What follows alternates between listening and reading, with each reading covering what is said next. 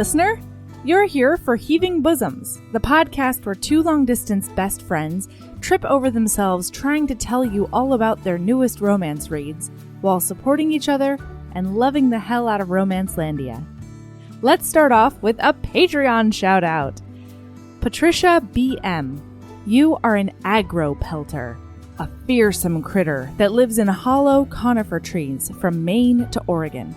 From your vantage point in the trees, you take great joy in pelting unsuspecting lumberjacks with splinters and branches with the speed of a bullet. But probably only those who super deserve it, you know? There exists no description of what you look like because you are so quick that you've never been seen by human eyes. However, we all know you're incredibly gorgeous. You also only have babies in odd numbers, and you eat hoot owls and woodpeckers.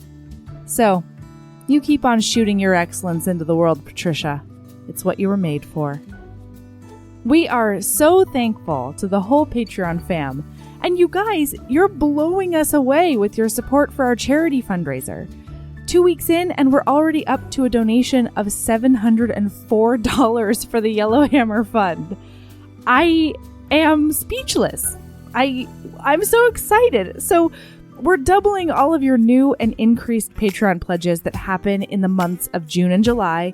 So keep them coming, and we will keep giving you progress reports for the tally. This episode is also brought to you by a new release by Rebel Carter. It's called New Girl in Town.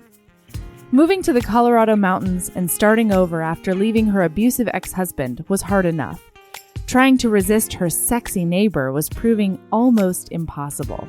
Until Aurora Martinez discovered that he was 10 years younger than her. But whenever they're together, sparks fly, and Aurora needs to ask herself, is this a deal breaker? Or is she willing to take a chance on love and learn that age is just a number? Our fave Talia Hibbert says of Rebel Carter's writing, thoroughly satisfying. It made me happy. It made me melty. I'm so glad to have discovered this author. I actually had a chance to read this novel, and I can personally attest that with a 37-year-old heroine and a swoon-worthy hero who adores her, New Girl in Town by Rebel Carter is a sizzling read that defies expectations. Links to it will be in the episode description, so don't delay. Buy this novel ASAP. All right, let's get in to part 1 of Josh and Hazel's Guide to Not Dating by Christina Lauren. It's gonna be swoony.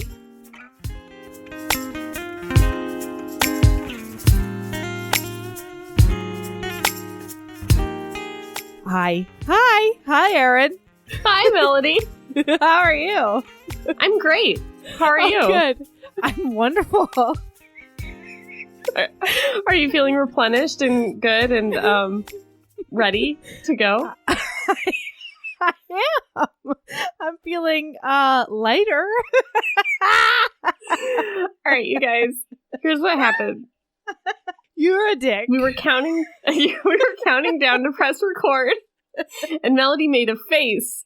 And we were going 1, 2, 3, record, and then we recorded at the same time. Melody made a face, and then I laughed because her face was funny, and then she was like, what? And I was like, you what? You're the one that made a weird face. And then she said, I have to poop. Then we had to pause. Yeah. And then I said that I was going to tell all of you. And then she was like, no. And I was like, press record and see what happens. And then I did. She's getting me back for that Patreon episode that everyone should listen to. Because there's a whole Patreon episode. That is exactly what I'm getting you back for. This is going out to thousands of people. And that Patreon episode went out to like 250 people. And yet. Oh, don't worry, you guys. Hey, guess what? You guys? Patreon. Now is the time to listen to Erin's poop episode. I thought you were going to talk about it. I was like, no. Because mine's way worse. Is it? No, it's not. Yes, it is. All right. Now is the time to listen to Erin's Patreon poop episode. And all the rest of them. There's like 40 of them so far. And they're coming. There's more every time. But we've decided that Erin had an amazing idea. And we have decided to donate we're going to double all of the new and increased pledges for June and July to the Yellowhammer Fund. Right. To support our sisters who need basic medical care. So if you join our Patreon or you increase your donation during June and July, say I become a $5 patron, that means Melody and I will donate $10 to Yellowhammer Fund. Yep. If you are a $15 patron and you upgrade to a $20 patron, we will donate $40 to Yellowhammer Fund. So whatever your new or increased donation is, we will donate that much to the fund. Yeah. So if you're thinking about it, now is the time, ladies, so that we can help out some other ladies. Yeah. I'm really excited about this. It's a really, really awesome idea. I'm psyched. And if this goes well, maybe we do more of these. Like, I think so. I don't know. If we're like at the end of the July, we're like, we donated $4, then maybe not. But if it's like successful, we could do more of them. Yeah, for, absolutely. Pride and Veterans Day and all those, good things. All right. What's your banter? I have some housekeeping. What's your housekeeping? I just want to say this, Erin. What? I said, clean this house. Get on it. Oh yeah, the house. Yeah, housekeeping. That's what it is. I don't know. Okay, so during the bully episode, things were said, mistakes were made. Listen, we said some things. We said some stuff. Listen, hey, okay. I may have said that if somebody has 2 tattoos before the age of 18, that is a red flag. I may have said that if somebody has a wallet chain, that is a red flag. Turns out that everyone listens to this podcast had 2 tattoos before the age of 18 and just like wallet chains all over their body all the time. I know. Listen, guys. And they've got like master's degrees. And they're like, I have 2 tattoos and I am the president. Well, I shouldn't say president of the United States. That doesn't count. But like, I am, they're fostering I am puppies very out successful there. and that's great. Listen, here's the thing. Bird click. I'm not taking it back. And here's why. We're not. I'm not retracting it. I'm not taking it back. Here's the thing. Things can be red flags, but we're not. I've got lots of red flags. If somebody were to tell me I'm setting up on a friend date with this lady, she's 31 years old and just got 2 piercings in her face on a whim, I would say, red flag. Yeah. That's Melody. If you were like, hey, I'm fixing you up with this lady. She did have a marriage that only lasted 10 days. You would be like, ooh, red flag. Yeah. Right? Or like she has a dog that she pretends has real estate in Wisconsin sometimes. You'd be like, ooh, I don't know. I just don't want anyone to think because we do this a lot. We say like, oh, this heroine, red flags, hero, red flags, or like, Sure. That doesn't mean that we think that about you. I just hope that no one's offended. It's never a blanket statement. Things. Yeah. Right. And it's never a hard and fast judgment. Certainly not. And can I just say, I don't know if there is anything hotter than like a 20s, 30s-year-old lady who rides a motorcycle and has a wallet chain. Oh, yeah. You know 100%. What I'm saying? Yeah. She posted that and I was like, girl. Yeah. Yeah, you're not a 17-year-old boy with a hair trigger temper, so we're fine. Right? That's the thing. The other thing is like he had so many other red flags. One of which was that he was just a terrible person and like very abusive toward her. Yeah, but I wanted to say that because we've done it before, and people have been like, "Well, that's me."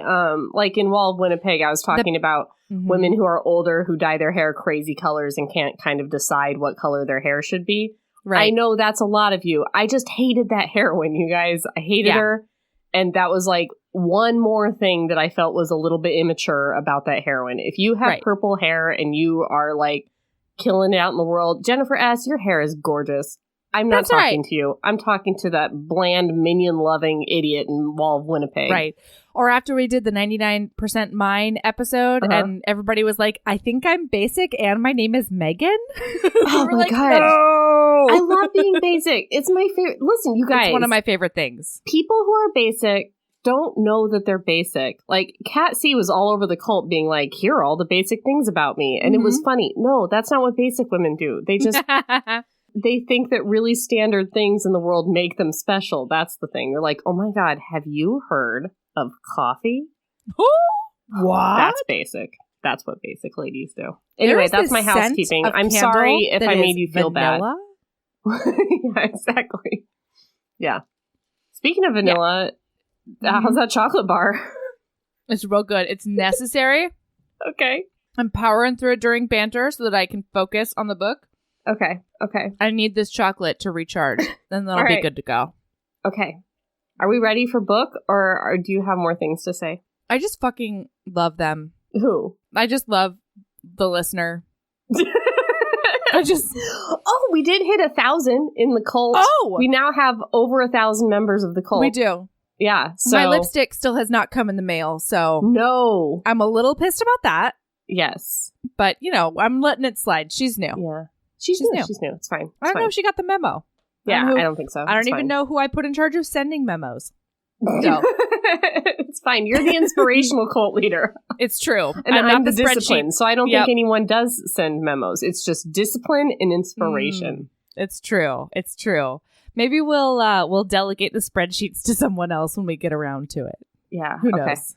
Sounds good. Anyway, no, I've just been having a rough couple of weeks, and the cult, the couple of chats that I'm involved in, everybody is just really, really managing to, without even knowing it, keep me with my head above the water. Mm-hmm. And they're just being them and being genuine, and not even when I'm not tagged in posts or anything, just the fact that they exist.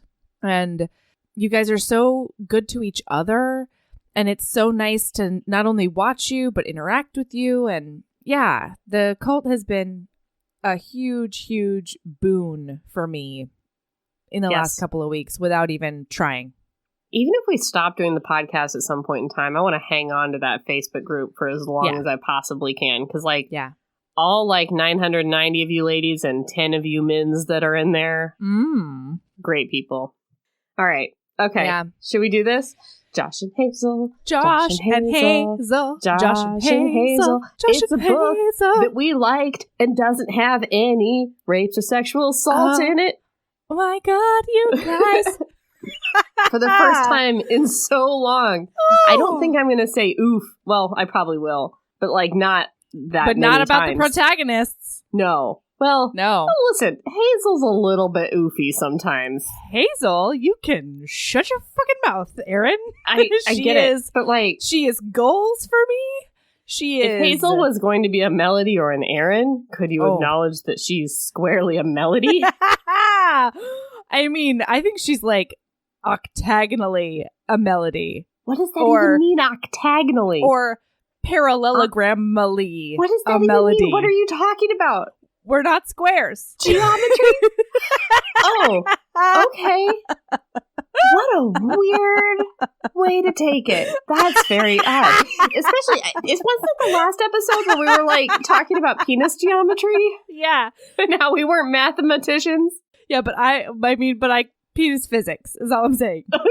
I'm staying.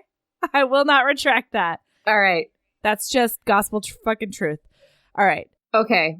So Josh and Hazel's Guide to Not Dating, you guys, by Christina Lauren, by another dynamic fucking duo. Yeah, totally. Who I can't wait to have on the podcast someday. Someday. Hear us, Christina Lauren. Yes, we want you. We're going to have you. All right, so with your consent. Should we read the prologue out loud? All of it? I think we should. All right. So, okay, this is a point of view book. So each chapter is going to switch out between Hazel's first person narrative and Josh's first person narrative. Yeah. I'm going to read this until it becomes boring for everybody but me. But it's so good. It just starts off with such a fucking bang. I read the first paragraph and I was like, I am 100% invested. I cannot wait to be in this book. I'm ready to go. I finished this book on Wednesday. What? Wednesday. Holy shit, you guys. The only other book I've ever finished on Wednesday was The Hating Game. Yep. That's true. finished whatchamacallit, Fires of Winter. No, I got halfway through Fires of Winter at 3 a.m. the morning we recorded. Yeah, 40%. 40%. The morning we recorded. That's how hard that shit was for me. Bully, too. Anyway. Mm-hmm. All right, so prologue, Hazel's voice. Before we get started, there are a few things you should know about me. Number 1, I am both broke and lazy, a terrible combination. Number 2, I am perpetually awkward at parties and in an effort to relax will probably end up drinking until I'm topless. Number 3, I tend to like animals more than people. And number 4, I can always be counted on to do or say the worst possible thing in a delicate moment. In summary, I am superb at making an ass out of myself. At the outset, this should explain how I've successfully never dated Josh M. M? I'm M. I would assume M. Okay. Mm-hmm. I have made myself entirely undateable in his presence. And then she proceeds to tell the many embarrassing things she's done. Oh, God. To and and they're around. so good. Poor Josh. The first one is that she got super drunk at a party, and the way that she came onto him was the most melody thing I've ever heard in my life. It was so melody. It was like... She goes, "You are the hottest guy I've ever seen, and I would be honored to give you sex tonight." Then she vomited on his shoes. Like, you know it's how perfect. When you read it, you put yourself in the position of the heroine. Yeah, you know, yeah. like it's you. Especially in a there. first-person narrative. I swam around in this thing. She's making swimming motions. When I read this, imagined myself not as Hazel, but as standing next to Hazel. No. Being like, this is my friend Hazel.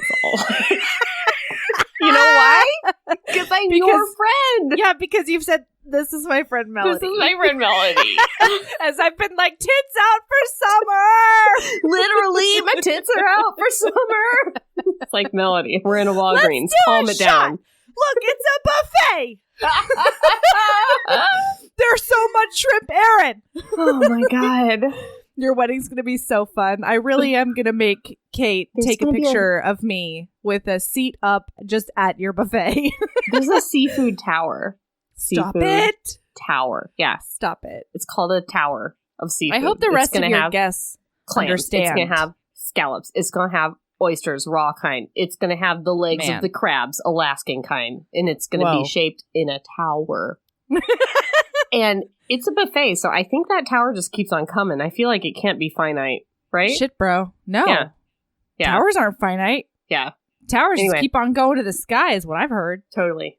So, anyway. Okay, so she did that. Then she took a class where he was the TA. Oh, God, I love a TA. Love a TA, you guys. Love a TA. I mean, because it's the competence boner, it's a little bit of the authority boner. You know I get an authority boner. I know you do. I love a competence. I love an authority. I love an organized. I love like an intellect boner, you know? Because he would do these like adorable little study sessions with anybody who needed to bone up on the anatomy lesson they were doing, because it was an anatomy thing. Oh, even better. Like, he was very good at being a TA. Did you catch later on when he talked about how her oral presentation was about the structure and function of the penis? Yes. It was very melody. Oh, Hazel, my heart beats for you. So when he was a TA, she I'm sorry. Wait, what? No. Before that, she also was accidentally dating his roommate. Yes. And he didn't understand the sock on the door communication. And so he barges in with her just bent over a couch, getting it from behind. Yes. And I mean, it's great. He got to see her boobs. Also very melody. You know, who knows? I guess is what I'm saying. Sorry. Who knows? I'm just saying, I just feel like that is an awkward situation that you would be unlucky enough to find yourself in. I would also thrive in it. Yes. You'd be like, hey! You'd be like, oh my God, Josh! Crouched behind your couch. So I need a blanket. I'm guessing you're going to want to like eat some cereal or something. So I should probably go. Come on in. Anyway, sorry. Okay, and then, so she takes his class. He's her TA. Mm-hmm. And she goes and gets her wisdom teeth out. And then she proceeds to send the most adorable, high on painkillers email because she needs an extension for something. Mm-hmm. Aaron and I have already talked about this, and on Patreon this week, we're going to publish emails that we have drunkenly sent people. Mm-hmm. Yes. I can find some. It's going to be excellent. Yes. Oh, I've got it's the best. I mean, not like compared to you. I mean, like just it's so me. Yes. It's crazy. Can I tell you a wisdom teeth story though? Yes, please. I had my wisdom teeth out and I was dating a boy at the time. This is college. Okay. Mm-hmm. And a couple days after my wisdom teeth came out, I was still like at my house and still in recovery of wisdom teeth. Had the stitches, you know? And he was all like up on me and like trying to make out. And I was like, I just had the wisdom teeth out. I don't think I'm supposed to be making out with anyone. Like, I'm still eating. Like, no, you don't want to be in there because it's like stitches and stuff. And he was like, it's fine. It's like, it was like days ago. You have stitches. It's not a big deal. Those stitches opened up and I bled in that boy's mouth. No. Yes. And you know, people really underestimate the amount of suction that happens while making out. Because you can have like zero suction whatsoever when you have your wisdom teeth out. So even the most minimal amount. Yeah. And then like he was like grossed out by it. And I was like, you did this to you. Like this was a warning. And like, oh God, we look like vampires. It was terrible. It was horrible. Horrible. Terrible. And that, everyone, in case you are Cole or Liz listening to this, was Marshall. So if anyone was wondering who that was. Man, oof. What a lucky guy. There it is, the first oof, but it was because of me. Because of you. We didn't last long. That's all right. You know, one of the best signs when you're dating a new person is like how okay they are with unexpected bodily fluid, you know? Yeah. Because I had a friend who had sex with this guy. I actually think it was our first time anyway. And then they like sort of got dressed in like the quasi-dark. I know this one. The best. So they got dressed in the quasi-dark and like, you know, smooched and then he left or whatever. Right. And she looked at her bed and she was like, oh my God, I bled. Like I had no idea. And then she was like, oh my period's like 2 days from now, but I guess it just happened early, or like maybe it was my scrunchie, not my cellophane. And sorry, that was a joke. It is called the hymen. I like cellophane. Like, I didn't even miss a beat. I was like, yep, cellophane, got it. Right. But it is not like cellophane. It's a scrunchie, in case anyone was wondering and hasn't listened to it. Yeah, I know. I just want everybody to understand the context here. Okay, all right. Right. So you're scrunchie. It is a scrunchie, not a cellophane. Yeah. Anyway. So she texted him and she was like, hey, I'm really sorry. Like, you might see some blood on your parts because I didn't know. And like, it maybe came early or whatever. And this goddamn all-star was like, hey, it's all right. A little uterine lining never hurt anybody. Oh, what a man. What a man. Just good work, sir. 10 out of 10 would fuck you again. You know? All right. Chapter 1. It's the last day of school. Hazel is a teacher and she is hanging out with her friend Emily. And we get this quote, which I think is very indicative for the rest of the book. When I meet somebody I love, I become an octopus and wind my tentacles around their heart tighter and tighter until they can't deny that they love me just the same. It's so Melody. You're doing the creepy fingers. I have creepy fingers. That's our symbol of friendship. Maybe we'll send you a video. It is. So basically they teach, I guess they don't teach at the same school. Maybe Emily was coming to grab her or something like that. But Emily, her best friend, Emily Goldrich, is having a barbecue for the last day of school with all the teachers from her school. And Hazel has applied to go work at Emily's school. And so all the people from Emily's school are at the barbecue. And like Hazel's pretty sure she's got the job because Emily's married to the principal, whose name I can't remember. Dave.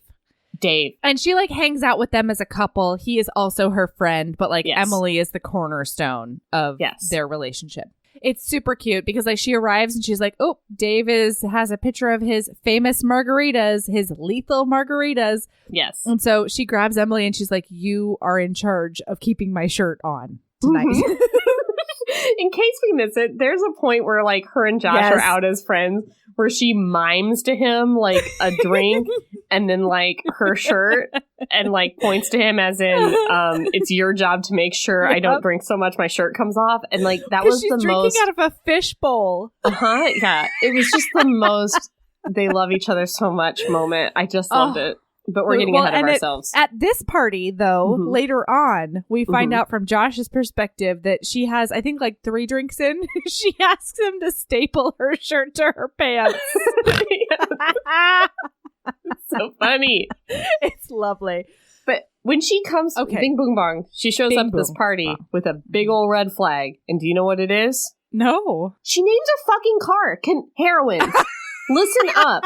Stop naming your cars. I'm never. It's not cute. It's not cute. It's adorable. Stop it. Stop naming your cars. I'm never going to stop. No, it's basic as hell and stop. That's never what I say. Stop. Nope. Yeah, red flag. Just flying in the wind. Stop. Giuseppe, I think, is the name. Anyway. Giuseppe is also an excellent car name. Oh FYI. My God. There's no such thing. There's no such thing. There's no such thing. Great car name. Stop naming your cars. Stop it. So she arrives. Also, I love her perspective because she goes on so many tangents. It is lovely. So she has immediately a conversation about who's got the best boobs between her and Emily and all the other teachers at the new school at a job for which she has applied. I know. They started it. Kind of. She doesn't start it. She just walks in. She just participates. It made me nervous. And who comes up behind her? Wait. I have to read this because it's so good. Okay. So she's talking about this and she says something. Okay. They're like, oh, you win the best hits competition. What does my trophy look like? I ask. A giant bronze cock? Oh, right. And then a while later, she's thinking of one of the women like across the circle from her. And she goes, Trin isn't tickled by my lack of filter because she's already tipsy on one of Dave's killer margaritas. She's just cool with weirdos. My octopus tentacles twitch at my side.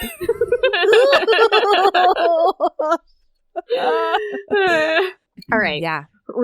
Okay, so when you're here in 2 weeks for my wedding, we need to take a video of us doing creepy fingers at each other so they can see what it is. Yes. Okay, because Melody has not stopped doing it for the past 25 minutes.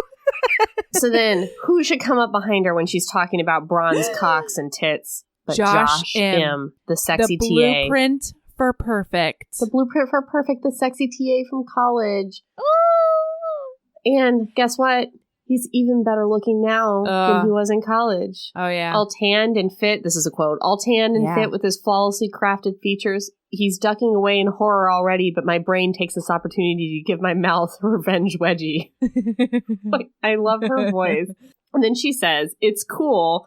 I wave an extremely casual hand. Josh has already seen my boobs. The party stops. Air stills.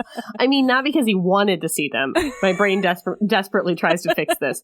They were forced on him. A wind chime rings mournfully in the distance. Birds stop flying midair and fall to their deaths. Not forced like by me, I say. And Emily groans in pain. But like his roommate and me, Josh puts his hand on my arm. Hazel, just stop. Josh is her best friend's brother. Wait for this.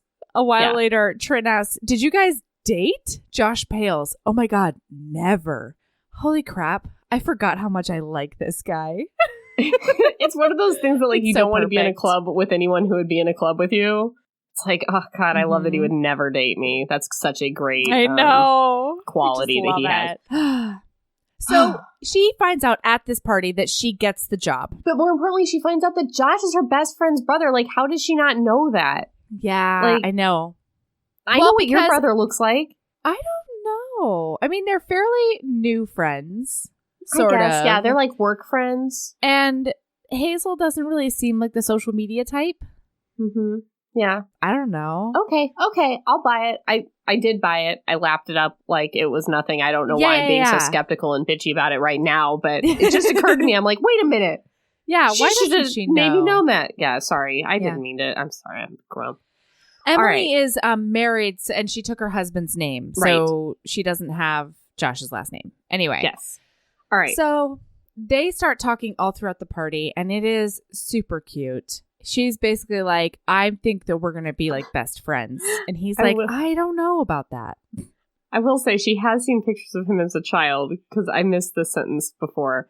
Apparently, this is the grown-up version of the metal-mouthed tween brother I've seen in the row of photos in Emily's living room. Well done, puberty. And also, he doesn't go by his given name, which is Jimin. Is that the right way to pronounce it? I think it's Jimin. Jimin.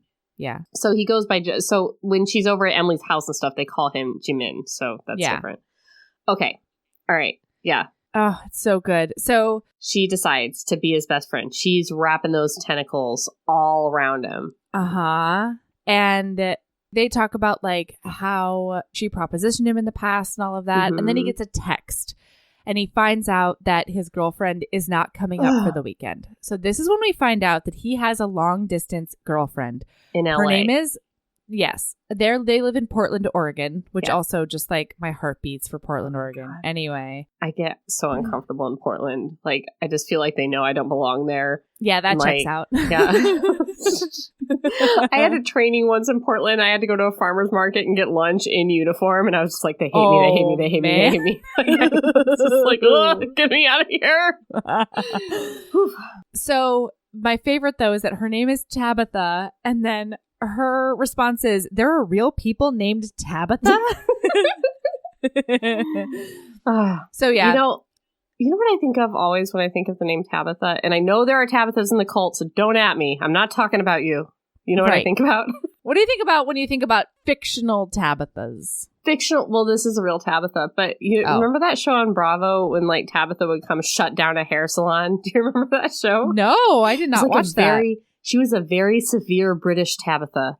And she would come into your salon. It was like Bar Rescue, but for salons. And she'd be like, shut it down. She'd like go in your back room and find all your like dirty scissors. And she'd be like, your scissors are dirty. And she'd throw them and she'd break your shit. And then she'd be like, this is disgrace. Shut it down. And then she'd teach you how to cut hair better. And then and like 3 days later, it changed. Everything was changed and good again. It was a 180. It was like Tabitha Takes Over or something like that. It was like Tabitha Takes It. That may be the name of the show. It was something like that. Anyway, so then she was a great Tabitha. Like, and he's like, Tabby is my girlfriend. Yeah. And she's like, Tabby? Because she hates this name. So drunk. She's also just drunk. And then I love this because Dave, her now boss, is like, Hazel, shut up. And she goes, HR file? Yes. Man, it's so good. Anyway, so then he says something like, I always thought I caught you in a phase. His left eyebrow makes a fancy arch. Apparently, you're just like this. So when she's deciding to be his best friend, he says... He's like totally sober, just watching her just like completely implode of drunkenness.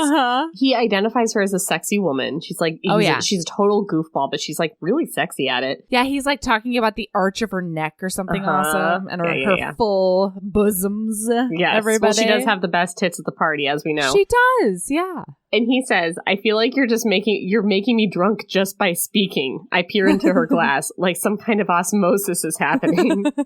And she says, well, I think we're going to be best friends. At my bewildered silence, she reaches up and ruffles my hair.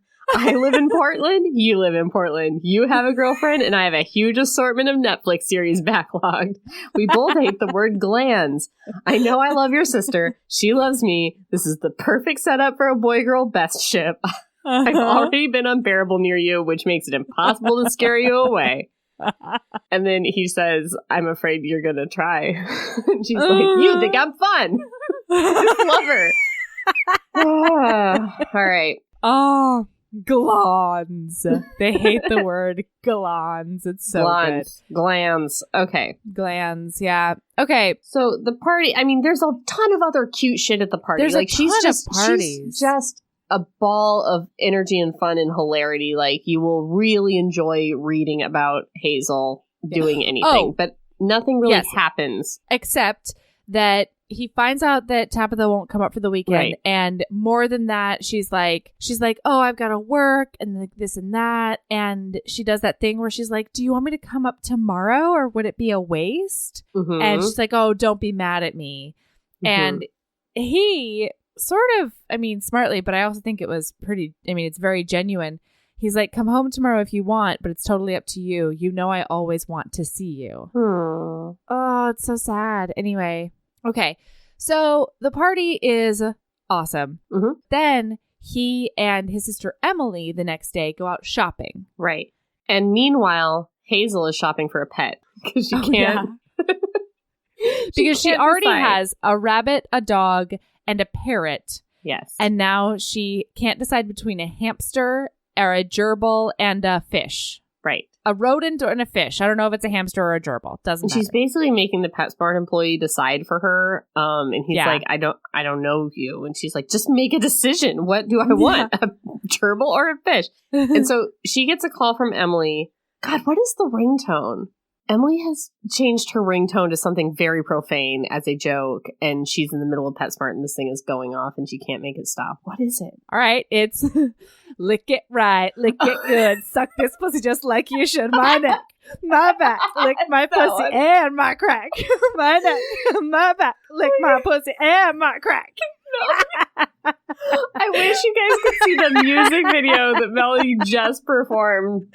Anyway, so she's got a call from Emily, and Emily's basically saying, hey, listen, Josh is super sad. He has no friends and no girlfriend here. You guys hit it off at the party. You guys should, I'm setting you up on a friend date, basically. Right. And you can hear Josh in the background being like, I'm not sad. I have friends. Right. and you can hear Emily just being like, shut up. Right. Anyway, you're going to go over to her house for lunch. Tabitha. Yes, his whole her. family hates Tabitha. Well, and Emily thinks she's cheating on him, too. She's constantly like, mm-hmm. So. Yeah. So, and then Hazel's like, great, tell him to come over anytime after 11 and also bring takeout. And she's like, Hazel. And Hazel's like, just kidding. I'll make something. It is really funny. It's really cute. So then she goes and meets her mom for lunch. And she and her mom have this adorable relationship. Mm-hmm. Her mom is like the flowy skirt. Everything on her jingles or clicks in some way. Mm-hmm. She's just fabulous. And she was married to this very, very normal guy.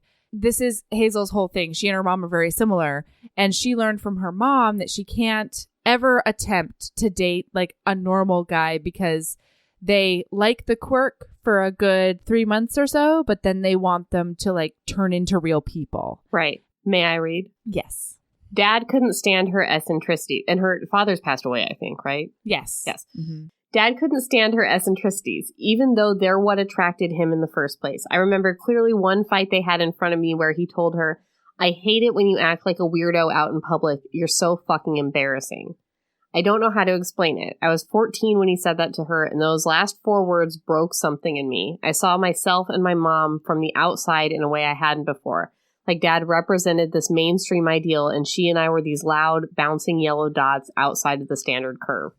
And that is basically Hazel's entire motivation in this story. Of like, she knows it's never going to work out with anyone because of that. Yeah, and I love this part. I just have to read it. It says, when I looked up at her, I'd expected her to be shattered by what he said. But instead, she looked at him pityingly, like she wanted to console him, but knew it would be a wasted effort. Dad missed out on so much by not enjoying every second he had with her. And in the end, she was terribly disappointed that he was so dull. And this is what I have highlighted. Mm-hmm. I learned a very important thing that day. My mom would never try to change for a man, and I wouldn't either. Mm-hmm. Because it's never going to work out. So it's really cute. Hazel's always talking about how she thinks her mom loves her dog more than her. Mm-hmm. And everybody keeps on feeding her dog. It's really cute. Anyway, her mom's got this boyfriend now, and they're like thinking about moving in together. It's so cute. It doesn't really matter except that she's found a weird like her. Yeah, it's just so wonderful. She tells her about Josh. I mean, they just have a nice lunch. It's a nice lunch to learn about Hazel's backstory. All right. Yeah. So now we're in Josh's perspective. He's coming over to Hazel's house for lunch. Hazel's house, unsurprisingly, is a disaster inside as far as like just how much stuff she keeps inside. Yeah, it's neat, but it's cluttered. Yes. It reminded me of, hey girl, my friend Kate, who can fit, I can't like understand the amount. You know what? Kate's a lot like this girl too, now that I'm thinking about it. But yeah, just like so much stuff. You can't understand how like so much stuff fits in such a small space and how anyone knows where it is, but it works. That's this house. She has like all these shoes and it's like it's nuts in there. It's everywhere. And Josh is very different from that. Yeah, Josh is very clean house, not Yes. cluttered, very like, the counters must be clear. Yes. So he, oh man, I love this. So he pushes the buzzer. She puts her head out the window and she goes, Josh, up here. I'm so sorry. The stairs are broken, so you're going to have to scale the outer walls. I'll throw down some ropes. and he's just like looking at her. And she's like, never mind, I'm going to buzz you. When he comes in, she's like, because she just found out what his like given name is. And so he walks in and she's like, welcome, G Mean. And it's like all the E's, like G Mean. And he's like, oh my God, I hate you. No, he says you're a maniac, yeah. which I love. Yes. So he brings her apples because that is that's tradition in Korean culture to bring like a gift or some fruit or something when you arrive at somebody's house. And she's very excited about it. And she's like, oh man, I thought it was because I was like a teacher. And he's like, no, but it's appropriate because you're a teacher. I mean, although, can I just say, I'm completely a cherry girl. Yeah, he said it was either apples or cherries, and I kind of wish he would have brought cherries. Me too. That's okay. Me too. So anyway, it's so cute because she's like, FYI, I forgot to plan, so we're having sandwiches, but we're also doing a craft, and they're she has a funtivity for them. They make like slime or something. Yeah. What is this? Well, she wanted to try it out because she teaches third graders, and she's like, I want to try it out in real life before I allow 9-year-olds to touch it. So we're doing a funtivity like friends do. It's so good. They have this really cute conversation. It flows really nicely. So she's in the kitchen. He goes, you like animals, huh? And she goes, I like babying things. I swear I want like 17 kids. I freeze, unsure whether she's being serious. Her mouth curls up in a thrilled arc. See? Her index finger aims at her chest. Undateable.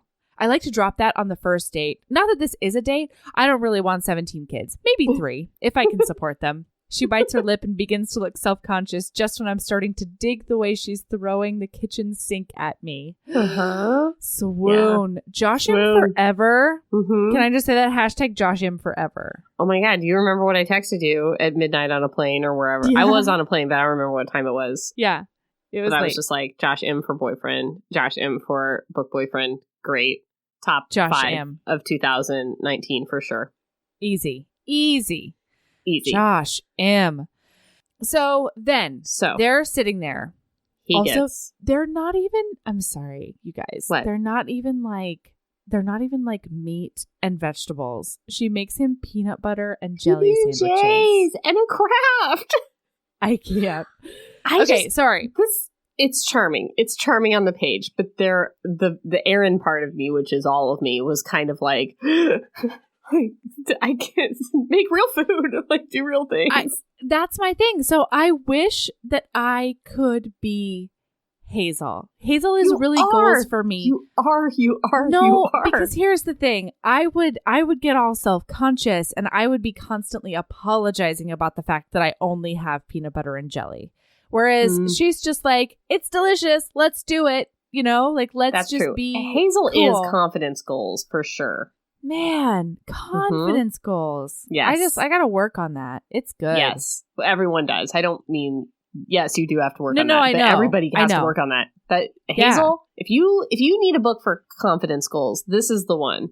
Because she don't need no man. If you need a book where a heroine is just unapologetically her, down to her core. Yeah. But also like a mess and is not embarrassed by it. Like, yeah, just radiates authenticity. She's one of those people where other people have always told her flaws, and she's managed to remind herself all of the wonderful things about those flaws. Yes. Like all of the bright sides, all of the energy that she can bring to the world, even though she is chaotic. Oh, did I tell you the other day? I don't remember who I was with, but we were D&Ding ourselves like as characters. And I'm pretty much like through and through a chaotic good, right? Yeah, 100%. Yes. Yeah. And I can't decide if you're a lawful good or a lawful neutral. The smile you just gave me tells me lawful neutral. We know I'm lawful. Oh, yeah. Yep. I'm you will follow it 100% to a lawful the letter. neutral. Yes. Yeah. I hid myself behind a Kindle. Slither. Sorry. Yep. I love it. David's a lawful good. So he is that Gryffindor. Oh, mm-hmm. man. That's so good. Okay.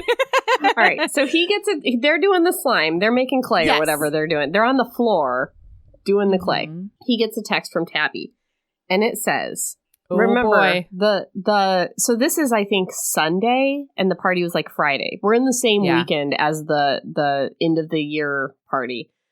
She says, I'm not going to make it tonight. Trish, her boss, has me here late, and I'm so bummed. I've been thinking about your cock all fucking day and fucking your cock all day, which, that's a line. Good job, Tabby. However, I mean, nice work. Yeah.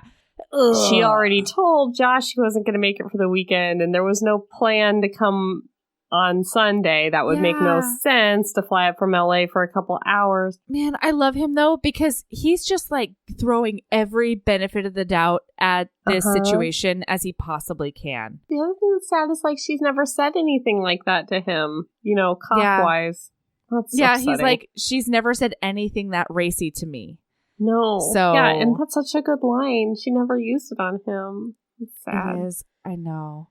So then he kind of can't hide it. I didn't know you were flying up. Mm-hmm. And this is so oof. The 3 dots appear to indicate she's typing. ... And then disappear. They appear again. And then they disappear.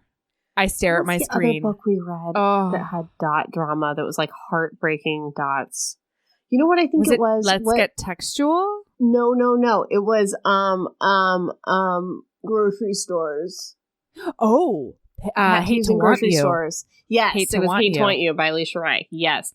And like there was something where they got in a fight and then like she was driving away and it was like dots, no dots, dots, no dots, dots, no dots, nothing. And it was like, no. I know. So true. It's brutal. It's brutal. Yeah. So now Josh, normally his instinct is to keep things private and protect, everything. But Hazel can see there's something weird in his face. And so she's like, hey, what's going on? And he just can't even explain it himself, but he just hands her his phone. Yeah. And lets her read this. And she's just like, ugh. Yeah. This is not great. Not great. And then this bitch texts back. Oh. Yeah, I was going to surprise you. 4 exclamation points. I'm so bummed I can't. 4 exclamation points. Ooh. And he says, I groan, rubbing my face. His reply makes me feel infinitely worse. I mean, she's lying, right? That's what's happening right now. 1 exclamation point means enthusiasm. 4 means panic. And that is 100% correct. If so you listen true. To this. Very insightful. So true. Yeah, so it's he's brutal. Pretty bummed. So she talks him through it. Yeah. He asked if he has a movie that he watches when he's sad and down in the dumps because she's going to put it on because she has all the Netflix. And he's like, I don't know what you're talking about. And she's like, the movie I put on when I'm sad is Aliens. And he's like, I haven't seen it. Yeah. Mm-hmm. And so they watch Aliens together. She's like, not the first Weaver one. Yeah. She goes, not the first one, Alien, but the second with Vasquez and Hicks and Hudson. Sigourney Weaver is so badass. She's a warrior and a quasi-foster mother and a soldier and a sexy beast. I would do her so fast. It's the first movie I saw where a woman demonstrates how easily we can do it all. And his inner monologue is, I let her odd brown eyes steady me. It's almost like I'm being hypnotized. That sounds pretty great. And he's thinking to himself, I think that Tabitha and I are done. Mm-hmm. Her eyes soften, and I'm finally able to give the name a color. Whiskey. Very gently, she asks, want to watch Aliens? Mm-hmm.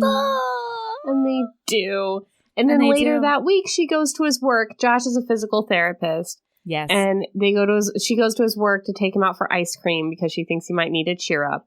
And they talk about it a little more over ice cream.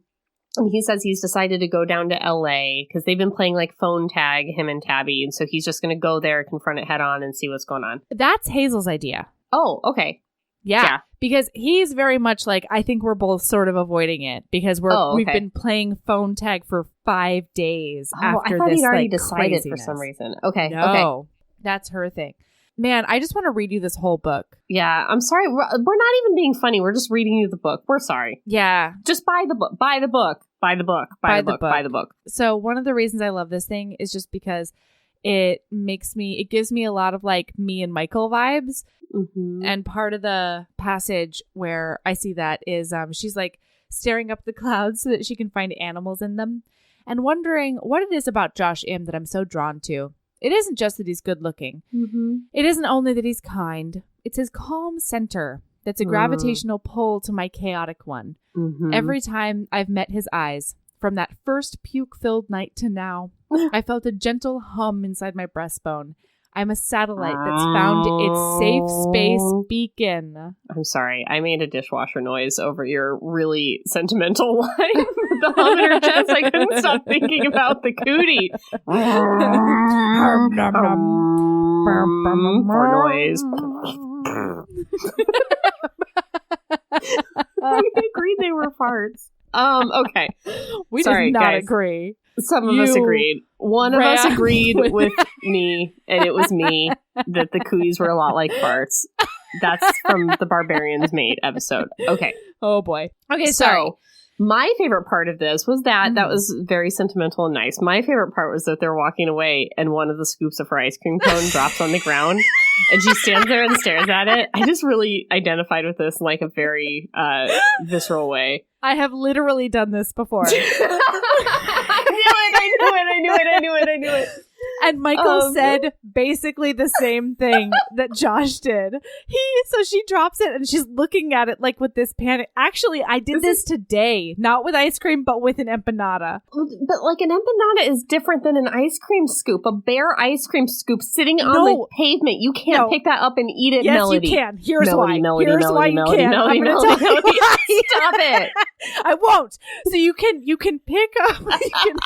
You can crane up the ice cream with your hand, and then you just take your spoon and you scrape off the bottom layers that hit the ground, and then you just eat the ice cream. Then there's no ice cream that hit the ground. Do you see what I'm saying? So you she looks can at do it, and Josh says, "You're thinking about picking up the ice cream," and she's like, "Yeah," and it was very funny. But here's the thing. When I said Melody, Melody, Melody, Melody, and I said stop, and you indignantly yelled, I can't, I believe that was Hazel giving you the courage to be wholly yourself. You're like, I won't for anyone, not least of all you, Aaron. Listen, really felt I ate that empanada today. Here, because you know what happened? Empanada off the ground? We've established it. I would pick up many things off the ground. Wink. You guys, listener, you can't see it, but I'm winking at Melody about the many things on this podcast I've said that I would pick up off the ground once they fell out of vaginas. Just two things. And IUD, specifically my vagina. Yes, yours. Yes. Right.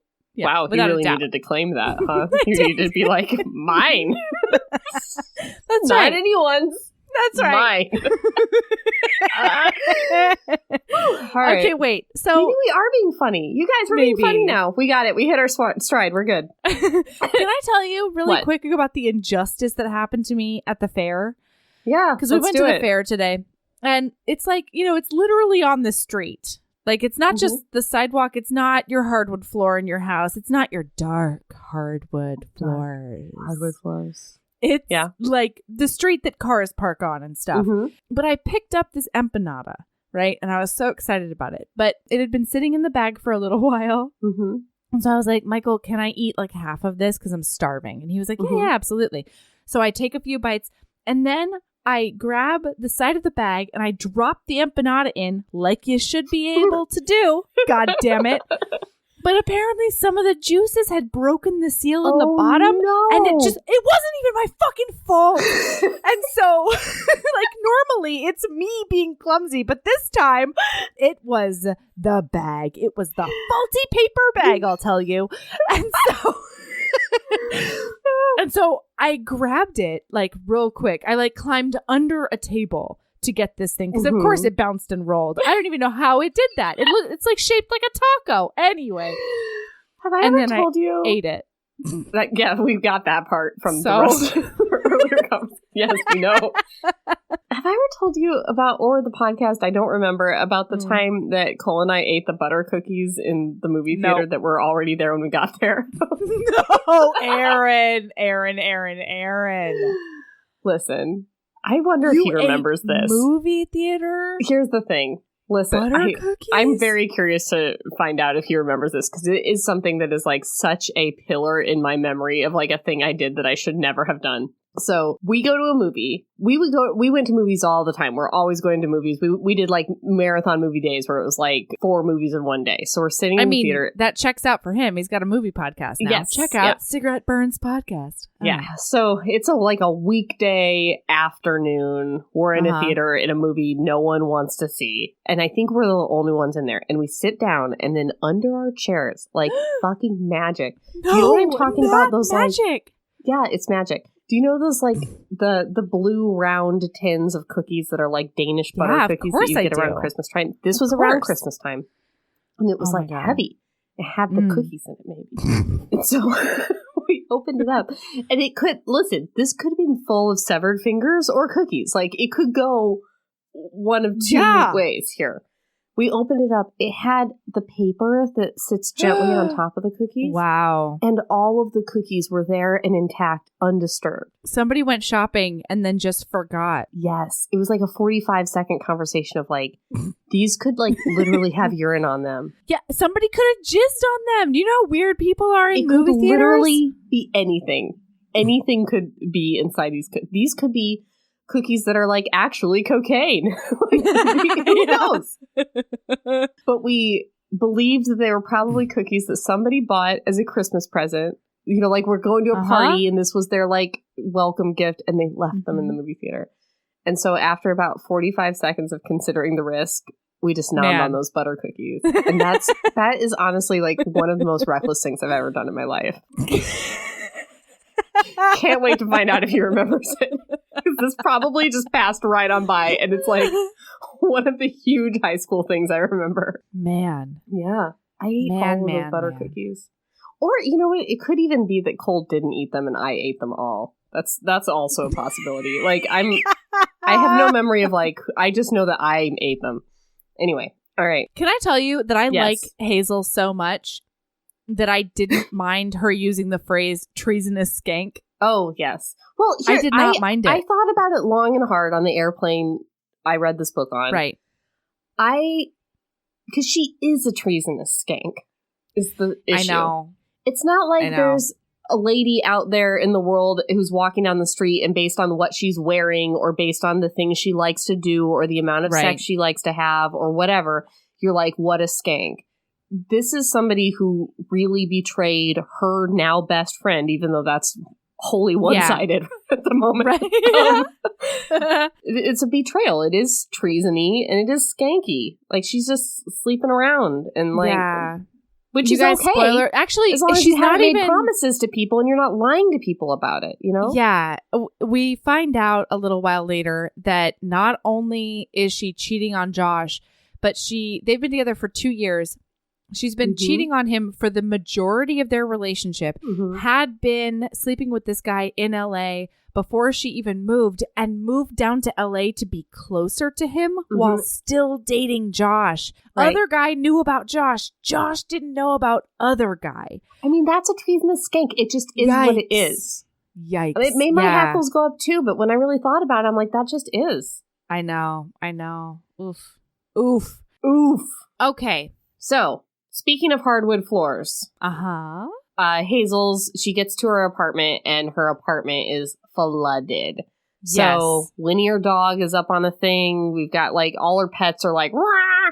And so she grabs up all her animals and gets in her car. And I think she drives to her mom's house, but she calls Emily and she's like, Emily, my apartment just flooded. I can't stay there. I'm going to need somewhere to stay for like 4 weeks. I don't know where to go. And Emily's like, great idea. Josh just left for LA to go hang out with Tabby for like 2 weeks, just go to Josh's apartment. Right. And so she like 3-ways him in on the call, which is something that would like never even occur to me. I don't think I've been on a 3-way call. I don't know how to do that. That's not associated with work ever. Like I've done it for work a lot, but I've never done it for just a convo. On an iPhone, and I have no idea. Oh, I'll show you after. It's one of the options when you have like your phone up. Yeah, like Who speakerphone is one. 3-way call. Adding in some, I don't know. Who do you want a 3-way call? Let's do it. I don't know. Do we have any other friends? I don't think so. No, we do. Should we Let's 3-way call the listener? Yes, listener, get ready. Let's 3-way call Tanya. Tanya, she's our friend. We have another friend. Yeah, we do. Yeah. We do have a friend in your face. So there, yeah, so if you thought that everybody. we didn't have a friend, we do. Anyway, she 3-way calls Josh in, and Josh is like, "Fine, you can stay at my apartment." So yeah. So then, all of a sudden, Josh, it's the middle of the night, and he's supposed to be there for 2 weeks. Turns out it was about 36 hours, and he is back. It is like the ass crack of not even dawn. I think it's like 3 a.m. or something terrible. And he can't get into his front door because there's a key broken off in the front door. Okay, you guys, I was good with it. I was like, Hazel, right? Like, so chaos, so crazy, awesome. And I then don't do this things happened, like this. and I was like, I say, knowing I've doomed myself to make it happen tomorrow. Melody. I love you from your curly blonde hair to your perfectly pedicured toes, but you do things like this. Don't you even stop. Remember that time that I came home and I realized I forgot my keys downtown? So on a whim, I tried the window directly next to my front door and found out it was unlocked. That sounds right.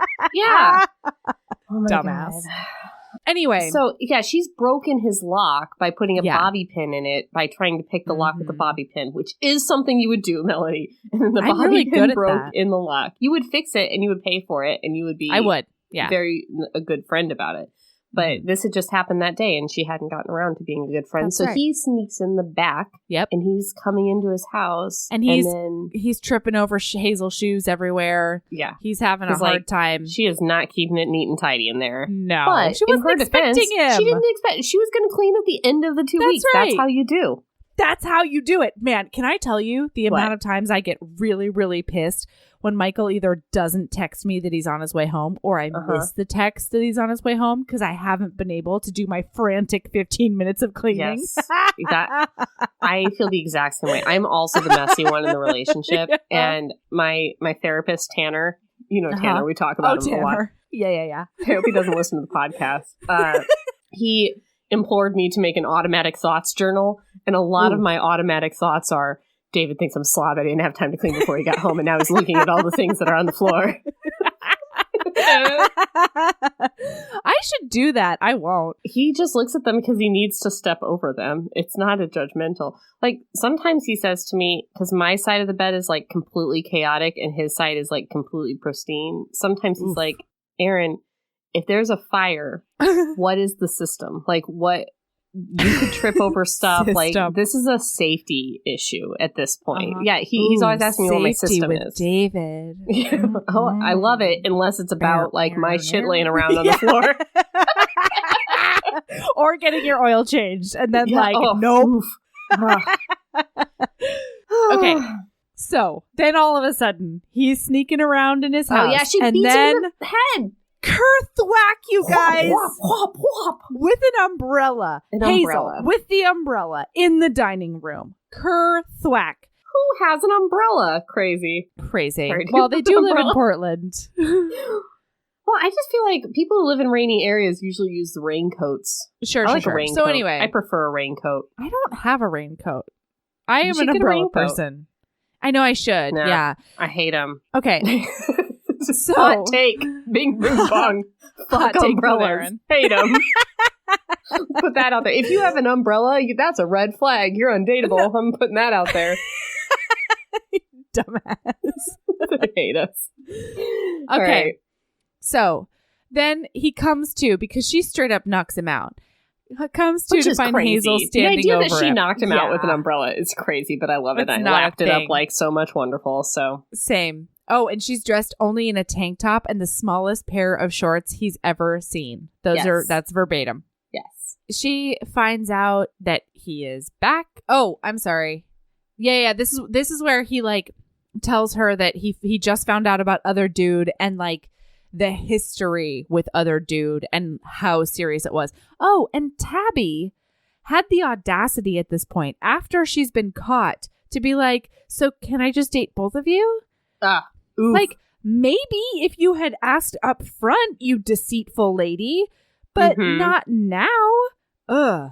That is not the way to start a polyamorous relationship, everybody. His thoughts about this are so great, too. Like, yeah. I look down at my socks. They're gray with tiny pineapples and cups of Dole Whip on them. A gift from Tabby on one of our first visits down there. Oh, one of my first visits down there to LA after the move. She'd taken me to Disneyland. I remember standing in line thinking, I'm going to marry this woman one day. What an idiot. I love it when, a lot of times when there's a breakup in a romance novel with like the villain, it's like, I should have known from the start, but he's very like, I was an idiot. I didn't know from the start. I thought I was so blind to all of these things. Okay. So now you guys, they live together in a forced proximity situation. Yeah. So the next morning, he's like, what are you doing? She's burning a ton of pancakes. Breakfast, and there's just like, it's an explosion of stuff. It's a disaster all over his kitchen. He hates it. He likes his kitchen to be neat, and there's just eggshells everywhere you can find. Yeah. Also, is this the day they go mini golfing? Yes. She has a full-on golf outfit, which is also kind of like Kate. Kate has a lot of outfits. Yeah. I love that. I don't. Yeah, you'll meet her. I do not. I mean, she's got like a beret on and knee socks and stuff. It's really cute. So he's like, do I have to go mini golfing with you? And she goes, no. Oh my God. I'm sorry. I just read she burns the bacon. And she's like, I mean, I understand that it's a little bit ashier than I would normally like. Okay. Sorry. So she's like, no, you don't have to come mini golfing with me. I'm not going to force you to do anything, but I thought that you probably wouldn't want to be alone today. So if you want to come mini golfing with my mom and I, you are more than welcome to join. He says, you don't have to babysit me, Hazel. She pushes away from the counter and gives me a guilty smile. Okay, sorry. Am I being too Hazely? I watch her wash the dishes and manage to clean up the kitchen quite capably while I pick at my breakfast. She isn't pouting, and it doesn't seem like I've hurt her feelings. She honestly just seems to have heard something in my tone that I didn't intend. What does that mean, I ask, being too Hazely? Turning with the dish towel in her hand, she shrugs. I tend to be too chatty, too silly, too exuberant, too random, too eager. She spreads her hands. Too Hazely. She is all of these things, but it's actually why I like her. She's entirely her own person. I reach for her wrist when she moves to leave the kitchen. Where are we going mini golfing? Oh, swoon, Josh M. So they go mini golfing. Her mom is a mini golfing shark. Yes. It's great. I didn't know there was such a thing, but I'm into it. You guys, this is another one of those books where it's like the plot isn't very plotty, but it's just very charming throughout. Like we want to go through every conversation and it's going to make for a boring podcast, but it's not, there's not a lot of like stuff. It's just like cute. It's just perfect. Mini golfing is cute That's and perfect. all. Okay. So he manages to be distracted all afternoon, but then they're going out to the car and she goes, you just left the happy bubble. And he goes, I just remembered I'm an idiot. Oh. Okay, so the next thing that happens is Josh invites Hazel over to go meet his parents. Hazel goes way overboard on the fruit basket situation to the point where Anne, like, very awkwardly bows to his mother because she's watched too many K-dramas and then spills the basket and, like, she's just trying to be very good. It's just, and then she crawls all over the floor being like, oh, trying to fuck, get those I'm apples. just, and she's like using her shirt as a basket. Like, it is wonderful. Yes. And when he's like, you're really overdoing it with this fruit, she's like, listen, I intend to make the speech as your best man at your wedding one day. Like, I am not going to blow it. You are my best friend in the world. And he's still very like, we are not best friends. Can I really quick, I'm sorry, bing boom bong, hashtag justice for Emily? Why justice for, because of her best friendship? Yeah. All of a sudden, You're I don't like know. Be better. Be better by at being your a best brother? friend. No, be better. Be better. Listen. I don't know. Here's If the you thing. met I'm Adam over- and you ran away into the sunset with Adam, I would be very upset. Yeah, but the thing is, be better, you know? Then you just got to Yeah, step it up your hasn't friend happened. game. There isn't a moment in this book where Emily's like, wow, I have to really step it up. She's just That's true. she's just sitting in a corner pouting that she's losing her best friend. That doesn't really happen. That's not a conflict not in at this all. book. But I'm just saying, if she's jealous, and I don't know that she actually is. No, She should I mean, step she it up. kind of is, but yeah, she's not. Yeah, there are times where like Hazel will be like, listen, Emily, Josh is my best friend. And Emily will be like, Hazel, I am your best friend. It's pretty great. But they have a great night with his parents. She sees It's him so speaking cute. Korean. Did we mention that Josh was Korean before this moment? Josh is Korean. Yeah, because I think I maybe accidentally dropped it. Okay, Yeah, Josh is whatever. Korean, you He's guys. Korean. I'm sorry, you guys. But she sees him speaking Korean and she's like, woof, foreign language boner for sure. Oh, yeah. Had that same moment when I heard Michael talking to his mom for the first time on the phone. Mm-hmm. I was like, heard oh, that. hello, I'd like to hear Mandarin. Michael speak a Oh. language. That would be nice. It is. I mean, Is it nice? Oh boy. So, so I speak Spanish, kind of. I so mean, and I love that too. thank you. Yeah, you're welcome. Thank you, actually. But his mom loves her. He tells his parents he broke up with Tabby. Yeah, and she immediately plans a celebration dinner. It's adorable. Yes. And she's like, Tabby never came over. She never made an effort, whatever. And she loves Hazel, so it's perfect. It's so great. So the rest of the 2 weeks that he's got off to like mourn his relationship with Tabby, he's just like sitting on the couch and she can't take it because He she's wallows. he's like a sweatpants on the couch sort of And thing. he's got his hand in the waistband of his sweatpants, like Love it. while he slouches. And Love it. I was into it. Love a hand in a I was sweatpants. into it. I was into it. I mean, thank you for making your wallow sexy, you know? Yeah. Well, I don't know that Josh Thank could do you. anything that's like not making his wallow sexy. I know. But I know. so Hazel's basically like, okay, clearly we need to get you up. We need to get you out there. We need to get you fixed up with somebody. I can fix you up with... She starts this conversation with him. He's sitting on the couch and she's like, do you want to have sex? And he's like, what? With you? No, God. And she's like, no, I mean, like, you're like super hot. You've got a great body. You need to get out there, have sex. It's just really funny. Uh-huh. She wants to set him up with her hairdresser. They have a whole conversation about how like Hazel's cool with like casual sex and he's kind of more monogamous. But basically Yeah, he's more of a serial monogamist. Yeah. She goes, you've never just boned someone? He hides the blush by pretending to be grossed out by me. That is the worst word. And she goes, bone, boner. bones. And he goes, would you just go away? So they good. decide they are going to set each other up on blind dates and double And then date. they're going to go out together. Double dates. Mhm. Double dates. Oh, yeah. It's very When Harry Met Sally. So let's review. Forced proximity, living together. Yes. Then consensual proximity, double dating together. It's so good. Yes. So the first date, he sets her up with this defensive lineman for an arena football team that he gave physical therapy to. Right. And Hazel sets him up with this yoga teacher from her studio, I think. Oh, I thought this was the hairdresser. Sorry. No. Okay. No. The hairdresser is on the boat, remember? Oh. There's a series of dates. We will just go through them pretty quickly so then we can kind of move it. Yeah. Well, this one is tits out for trivia, everybody.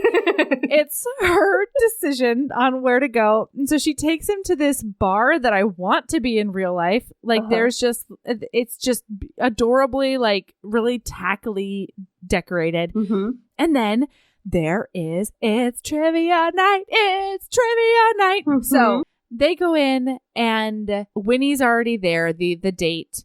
But Hazel, God, I love her. This is where she mimes She's like- about the fishbowl, too. Yes, she mimes about making sure her shirt stays on. Yes. But she leans over to Josh and she's like, listen to me. I just found out This that is the so first Melody. prize. It's so Melody. Yes. The first Oh, prize God. is this budget fucking cruise. And I want it. And so you were going to be on my team. And he's like, Hazel, we are currently on dates with other people. Shouldn't we be on teams with our dates? And she's like, look at him. He can't hang. No, you are smarter. We are winning this cruise. He's like, this is a budget cruise. Like, regular cruises aren't good. Like, this is, can you imagine the all you can eat buffet on this budget cruise? And she's like, I want it. It's free. It's free, so I want it. And then he goes, diarrhea's not free. I can very vividly imagine you leaning into me and going, it's free, so I want it. Like, you don't understand. Yep. Okay. So they super win because he's just watching her in awe because like she's coming up with answers that he can't even fathom. And he's like, oh my God, Hazel is an absolute genius. Like, this is incredible. And then the winning question. The mnemonic device to save us all. Oh, what is it? What are all the different kinds of pronouns? Yep. And she's like, I know them all because I'm a teacher and I had to make a mnemonic device, and it's getting pretty panties ripped requires real damn initiative, or a general personal possessive reflexive reciprocal relative demonstrative and interrogative. Whew, I can't even sound out the words, let alone know all the pronouns. Man. Yeah. So, and she says that in front of the whole bar, and they win. Oh, also, the host's name is Richard Stroker. So she loses her shit at the table, and she was like, oh my God, his name is Dick Stroker. I knew this night was going to be perfect. And the defensive lineman does not get it. I know. He's like, I don't understand. This is like that time I went on one date with a weatherman and made a joke about hoarfrost, and he was like, I take weather very seriously. Oh, no. I was like, fuck, jeez. Nope. Can't do it. Okay, so the lineman and the other date go home together, essentially. And so do Hazel and Josh, but not in a sexy way. Right. So the next scene is they're at dinner with Emily and Dave, the other two, and they're just like kind of suspicious of them, and like it seems like maybe they're double dating, but they're really dating each other, like on the low. It's really nice. And Emily and Dave are like really skeptical about this Josh and Hazel situation because it's pretty clear that they are like vibing on each other. They've definitely got a vibe. Yeah. So Emily and Dave are like sort of insert themselves, and they're like, oh, well, we can find people. Right. Yeah. And they but one start of them helping. is like a barista. The other one is the hairdresser. So basically they go on the second date. The second date is told via recap to maybe her mom. I don't remember, but she's like recapping the date and it's like, you don't know how bad this was. So they're going fishing. When the dates show up at the boat, they find out that they had a history together, and like the male date had sex. Well, they had sex and the male date didn't call. And then like they get on the boat and go fishing, even though it's like really awkward. And like the girl's all over Josh to like make a showing to the barista. Right. And then they sneak off together and have sex and then get in another horrible fight. Yeah, they bang it out on the boat while Josh and Hazel are like joking and fishing and being adorable together. And then they come out. He is still buckling his pants. Like, learn how to be a little clandestine. Jeez. Right. And she's like, oh, you're just going to walk away again? You're just like, we're just going to fuck me and then leave again? And then they get in this fight. And then Josh gets between them, and then Josh falls into the river and hits his head really hard and gets a concussion. Yeah. Josh gets thrown ass over tea kettle into the water. It's amazing. That date doesn't end well either, and Hazel has to nurse him back to health and like and she has to apparently find a new hairdresser. Yes, that too. That's not okay. But I just love this little clip of like she's putting ice on his head and stuff, and her dog Winnie is like very licky on Josh and like protective of him because he's got a head injury. Yeah. And Hazel says she loves you. He looks at me with a tired but barely restrained smirk. Her love is about as suffocating as yours. I smile brightly at him from the other side of the island. You say the nicest things. Forcing herself on him as a friend is just, it's the best plot. Like, I want to read 5 more books of just people forcing best friendship on other people. I know. All right, so cute. Date number 3. Josh sets her up with a guy named Mark that he hasn't seen for a while. And, like, communication gets crossed. And when Mark shows up, he is now Margaret. And, well, is going through transition, but is transgender female. And they all have a great night, but obviously not a love match. So that's a new friend. Then the next thing is she moves out of his apartment. Yeah, so then her apartment's ready again. It's been like 2 months or 2.5 months. It's been a while. And it's really cute because he misses her. And he kind of doesn't know what to do with himself in his cavernous, silent house. He texts her that it was weird not to trip over his shoes or her shoes when he got home. And they're immediately like, you want to hang out? It's so cute. It's so cute. So as she's putting together everything, she sends him a picture of her like attempting to put her electronics together. And it says, I snap a few photos, including one where half my face takes up most of the screen and another where a mass of tangled cords lies next to a sad, dark TV. Because Josh is a caretaker, my phone rings almost immediately. Hazel's House of Hedonism. Do you want me to come help? He asks. It's so cute. So he comes over. Her at school. On her first day of school, and she's got like a dress with like spaceships or something all over it, and her earrings are crayons, and he brings her an apple and some flowers to say happy first day of school. It's like the nicest thing a boyfriend has ever done, and he's not even her boyfriend yet. It's so sweet. So cute. Yeah. And then they're like, we should start dating again so that we can see each other, basically. Yeah. It's so nice. And so he goes, my friend Dax is a veterinarian and breeds Shetland ponies or something in Beaverton. Yes. Really good looking, too. And she goes, you have a veterinarian friend with ponies and you're just now telling me about him? How dare you? It seems like the perfect match. Like he raises freaking ponies. And then she goes, an imaginary talking badger has taken back second place in the best friendship hierarchy. God, I hope it's Chunt the Badger. But you don't listen to that, do you? No, I don't. Oh. So there's a talking badger in another podcast called Hello from the Magic Tavern, which we've talked about in the cult a lot. Chunt the talking badger is one of the main characters, and I hope it's Chunt because I kind of have a crush on Chunt as well. So I hope that she wants some Chunt, please. Okay. So they go out to this date, and she actually shows up to his apartment first. So he comes home from work, and he finds her eating his mom's cooking on his couch watching the London Olympics from like 6 years ago. Yes. And his mom has brought over a bunch of food for him because she always does. And then there's actually like 1 or 2 containers labeled Hazel. It's so cute. Yeah. And she's like, don't eat my fried rice. And he's like, you didn't have any problems when you ate my such and such. And she's like, did it say Josh on it? No. That says Hazel on it. And he's also like, okay, we need to go. We need to leave for the date. And she's like, can you record this for me? Meaning the London Olympics from however 8 years ago or whatever. And he's like, you can just look up what happened or like watch it on YouTube. And she's like, I want to watch it live. This is the best viewing experience. Thank you very much.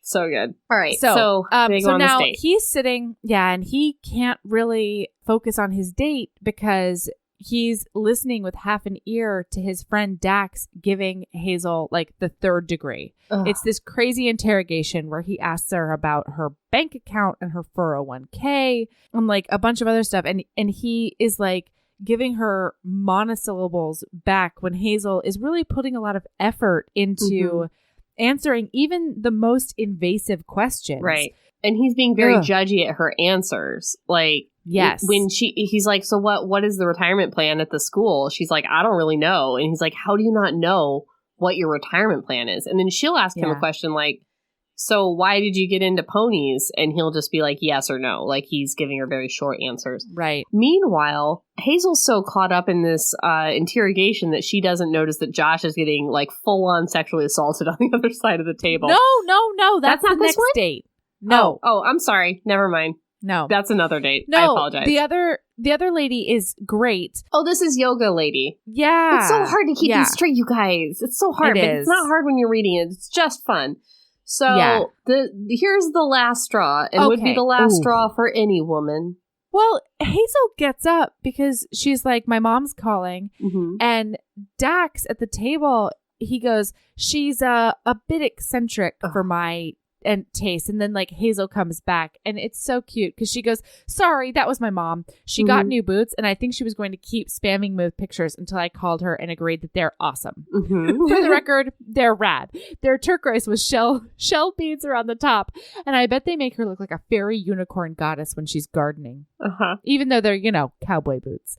And Dax like bites his lip and frowns at the table. He's so no fun. Well, and then he gets up and goes to the bathroom or whatever. And then when he comes back, he looks at... I'm sorry. No. Bing, boom. Aaron. Bong. No. Bing, boom. What? Bird click. Okay, wait. I have to say Bird this click. for the listener. Boom. No. Bong. He gets up. Bing, boom. And the very first thing she says is... Bird. Oof. Oh, she does? Never mind. You can have your bing, boom. Oh, can I? Yeah, I back down. Oof. Oof. She says. And then Michelle says, he seems a little intense. Mm-hmm. That's the date. That's Josh's date. So when bing, boom, okay, bird bing, click. boom, bong, bird click. Aaron, would you click? like this stage? Yeah, I would. I'm the queen bird around here. You are. So look at your plumage. Sorry, they can't see me flapping. I don't know why I did that. So you did it for me. When he comes back, he sees her cleaned plate and says, this motherfucker. Whoa. Click, click. He says, you ate all that in a judgy way for like that she ate all her tacos or whatever. And it is this the meanest. Was actually a very Melody moment because I do not stand for this nonsense. She is like unembarrassable. You cannot insult Hazel. It's great. Mm-hmm. But to that comment, she stares at him for a long, steady beat. This is from Josh's perspective. Mm-hmm. Inside my chest, my heart feels like a chunk of hot coal. I watch as she pushes a grin across her face. Oh. Hell yeah, I did. My dinner was fucking awesome. Yeah. And then he just turns to Josh and says, is it fair to say that this isn't a good fit? Can we call it? Oof. Awful. And then Michelle, the yoga person, tells him off. Hero. Is the best. Yeah. Lady love clicks for Michelle. She goes, are you for real? Michelle can't seem to hold it anymore. And she throws her napkin on her half-eaten burrito. I'm sure Hazel felt the same way the minute you asked about her fucking 401k. She turns and levels a glare at me. Josh, you seem like a really nice guy. But can I give you some advice? You're on the wrong date tonight. Mm-hmm. Hero. Michelle. Yeah. Michelle's. Let's give Michelle a book. Christina. Tits out for Michelle. Lauren. Christina Lauren. Christina. Yeah, Lauren. Christina Lauren. Christina gals. Lauren. Justice for Michelle. Gal pals. Justice for Michelle. Not justice, just happiness for Michelle, please. Love her. Yeah. Yeah. So then Dax, this fucking guy, this fucker, he has no idea what a douche nozzle he is. Turns to Josh and is like, all right, well, I'm going. This is no good. He says, good idea, Josh. Wrong ballpark. Yeah. How dare you? You raise Shetland ponies, my friend. Yeah. Get up. Take a seat. And then That's right. He's like, do you want to do lunch this week? As he walks off. And then Josh happily says, go fuck yourself, Dax. Just, love him. It's so good. Yeah. And then when he leaves, Hazel says, I feel like I got in a fist fight tonight, Hazel says, following me into my house. She collapses on the couch. Dax is going to exhaust some decent woman someday. He's going to make some woman very exhausted someday. So great. Man. And then I love this moment because he's like, he seemed like such a good guy, or maybe he's always been a dick and I just never hung around him around women. And she goes, lots of guys are great with other guys and they're legit assholes to women. Mm-hmm. Man. So he apologizes and she's like, there's nothing, you couldn't have known. And she eats more of his fried rice. They have a very good like physical therapy talk about gymnastics for like kind of no reason. No reason, but I was into it. I was into it because it happened to me. This happened to me when I was figure skating. I had a thing where my thighs got too muscly, or maybe it was I don't know. I was very young. I was probably like 10, but I had like too much leg muscles. And because of that, my patella was pulled out of place because my muscles were too big. Do you know what I'm trying to say? Like the tendons that were attached to my knees pulled everything out of place because my muscles got too big for a child. Isn't that crazy? Amazing. Yeah. So this is a real thing. It's a real ththing. And they think that my fissures in my right knee are from landing because that's my landing leg and left leg is the takeoff leg. Because my orthopedist couldn't figure out why my right knee is shutting down and my left isn't from running. That doesn't make sense. But then we talked. So this is real stuff, guys. It doesn't really belong in this book, but it was a great conversation about physical therapy and gymnastics. It does belong in this book because he is a physical therapist. I'm sorry. I didn't mean to question the book. We love the book. Don't love books. Buy book. Buy book. Yeah, buy book. Buy book. All right. Okay. Oh, this is so great, too. They're talking about Tabby and why he stuck with her for so long. And he says, I think what I liked was being someone's person. Hazel's fingers come to rest on my wrist and I blink up again to catch her reaction. She doesn't meet my eyes, but a flush of color deepens along the tops of her cheeks. You're my person, she says. Thanks for sticking up for me tonight. She gives these vulnerable words so freely it makes fondness clench at something in my chest. Taking her hand, I bring it to my mouth and press a quick kiss to the back of her knuckles. I like being your person. Oh, I know why physical therapy discussion belongs in this book, because they talk about the difference between kids and adults and doing cartwheels, and then they go outside in the grass and they do cartwheels, and it's adorable. I'm sorry, Christina. I was just about to tell you that. Christina Lauren. Both Lauren, of you, Christina, ladies. Christina friends. Lauren. I'm sorry I questioned this. I apologize. Yeah. Because they do a whole series of cartwheels and it's so cute. And then they like collapse on the grass together. And that's when I have that exact passage highlighted. I loved it. It's so lovely. Okay, so this next date is the one where Josh gets like sexually assaulted and fakes diarrhea in the middle of the day. Yeah. He like runs to the bathroom. He was like, she keeps like grabbing his dick all throughout the night, like at the table. And finally he just like gets up and runs to the bathroom. He's like, ow, my stomach. I have diarrhea. Yeah. Because she follows him to the bathroom. She's like hot on his heels. Hazel says, I probably would have suffered through it because my chicken parm was so delicious, but Josh couldn't take it and ran to the men's room with Elsa in close pursuit. Only his cry of, my stomach, I need a toilet, kept her from following him into the bathroom. Oh my gosh. He says, that was the worst by far. I can still feel her fist around my balls. And that makes Hazel be like, oh, he has balls and he's talking about them. Well, he said it was like batting away piranhas in the Amazon. Yeah. So they go off together and she's like, he's like, I want to make sure Hazel's happy. So I offer to like go get drinks with her. Yeah, she didn't get to eat her chicken parm. It's important. She's still hungry. Gosh darn it. Yeah. So they go out and she has never seen him drunk before. He'll maybe have like one beer or something out, but he doesn't get drunk.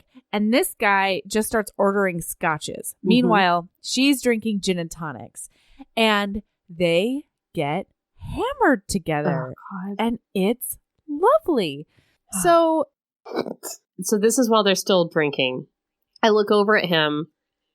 Yeah. He's so ridiculously hot, it amazes me that all women don't react to him the way Elsa did, but he's also so innocent in some ways. No, Josh, listen, they're talking about one night stands. Yeah. And she's like, haven't you ever just wanted to rip someone's clothes off? And he's like, of course.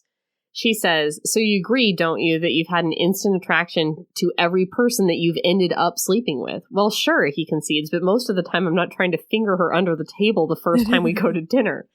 Heat flashes across my face and I clear my throat. The image that just burned a trail of fire through my brain, Josh reaching over, pressing his open mouth to my neck and sliding a hand down my pants was unexpected. And she says, maybe you're just hard to resist, because they're talking about that girl.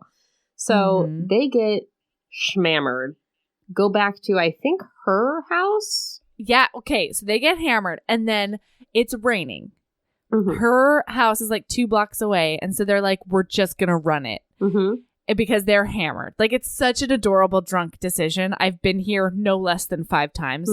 Where you're like, it's fine. This is going to be so much fun. And so they run through like sheets of rain through the downpour to her house. They get to her house.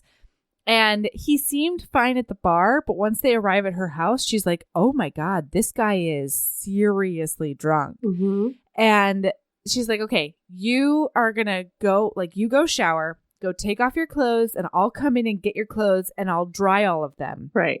And then he's like, but then I will have no clothes. So she's like, she says, give me your clothes. I motion him forward. Come on. I am breathless from the run and high from my cocktails. The floor undulates beneath my feet. He giggles. If I give you my clothes, then I'll have no clothes. He seems to have grown even drunker on the run home. Drunk Josh is my favorite. And then she's like thinking, she's like, okay, I will bring you a blanket and you'll put on the blanket. And then after the shower. And this is how we'll do it. So he gets into the shower, throws his clothes, and she hears the clothes splat, splat, splat on the floor. And then she hears his like groan of bliss as the hot water courses onto him. We're having like a 99% mind moment right now where it's like thing. I was ready to beat down that shower door. He is naked in there. So she's freaking out. Then she realizes how drunk she is. And then she's like, oh no, I have to pee so badly. And I would do this. I have done this. I tried to get away with it a couple of times. You FaceTime with me all the freaking time. And don't even like warn me that we're about to FaceTime to you peeing. It happens every time we're done with the podcast. How does it impact you? Well, how does it impact here at my computer. You pick up the phone, you take it with you to the bathroom, and you just take me to peeing. I see you put your pants down. About. Oh my God. I can't. Anyway. No, you see from my belly button up. Yeah, that's all you see. I see the action is what I see. The motion. Yes. Shimmy and then down. Oh my God. It has zero impact on you. Anyway. We have things to talk about. You don't have to tell me that you have done this before. That's all I'm trying to say. Her decision is to try to get away, to be really quiet and go in there and pee while he's showering so that like maybe he won't notice. Right. So she sits down and she starts peeing, and it feels so good that she can't help but like moan a little. Been there. What? I was about to say that's not a thing. Oh yeah. Okay. It's just like, oh my God, I've been holding this for so long. And so he hears that. He immediately pops his head out of the shower and he goes, you're peeing. Then she like, so she waves him back in and she's like, oh, get out of here. And he's like, I saw your butt and your thighs. You have nice thighs, Hazy. Like, yeah. So she gets out of there and she's like, this isn't fair. You saw me peeing and I didn't get to see anything of you. You know, like I didn't get to see you shower and you got to see me pee. And it's like this funny thing. Because he comes out of the shower with his bare torso and his 6-pack abdomens. Oh, and my. She gets him a blanket, I think. No. He says, you didn't bring me a blanket. Because he has, it's like the towel is low around his hip bones. And then she goes, I motioned to his chest and the man nipples I like a lot. And I wave vaguely the stomach and the soft line of dark hair there. It's nice. I'm mortified all over again, imagining myself curled furtively over the porcelain, groaning in relief. Toilet. So unfair, Josh. I don't anticipate what he's doing when his hand comes up to the place where the towel is tucked in around his waist until he tugs it. The blue cotton falls soundlessly to the floor, and my heart vaults up into my throat. Josh is naked. In front of me, it seems like Josh has miles and miles of golden skin. I don't even remember how to blink. He has muscles TA Josh once taught me the names of, but now I just know as the tight curve of his bicep, that appealing ridge below his collarbone, the edible 8-pack, and that lickable shadow above his hip bone. Oh boy. You think you're done, but you have to keep going to the next page because then she says, she says, giggly Josh is my favorite, but drunk, confident Josh is my new religion. My new religion. God, Christina Lauren is my new religion. Christina Lauren. It was, what a great couple of pages. So she just starts touching him. She can't help herself. Yeah. Ugh. And then, oh my God. Oh, wait. No. My gaze drops lower, and I half expect him to go pick up the towel. But in the time since I first peeked and then did a leisurely perusal of his torso, Josh has gotten hard. And with my eyes focused on the hard part of him, he goes the rest of the way. Mhm. Just me looking at him got him hard. Ugh, it is so good. So then, yeah, she can't help herself, and she starts touching him. Yeah. This is the Heaving Bosoms Bing Bong podcast where we just read you the book. I hope Christina Lauren are okay with this because we're just going to read their book out loud for our podcast. Is that okay? Is that normal? Is that a copyright issue? Probably. Man, it's so good. It's very good. Buy this book. So then it's on TM. All right. So they start touching each other. Oh my God. It's super duper hot. They're her clothes come off. They're laying on the floor in the hallway. This is happening wait. right now. What? I'm sorry. She says that I want to dust him with sugar and then lick him clean. And it says, apparently, I've said it out loud because he whispers, you could if you wanted to. Oh, God. Josh M. Okay. Oh my God. So she's like, okay, let's just do this. So she's naked now.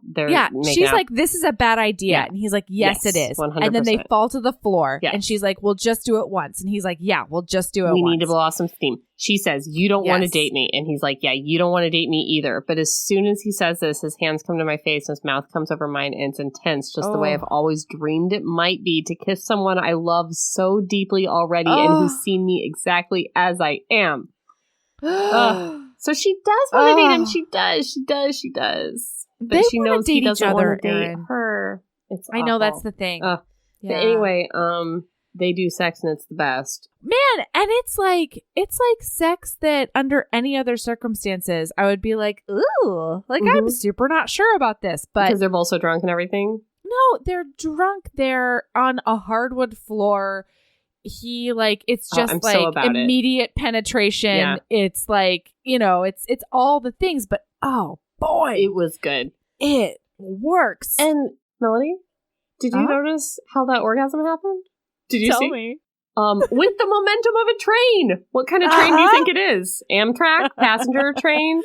Choo-choo? Freight train. Oh, that kind. Sorry. It's just, you say it so often, and then I saw it in a book. I was like, a train? Anyway. I can't help notice that we've been talking for 1 hour and 50 minutes. Whoopsies. This is a two-parter, you guys. We didn't mean to.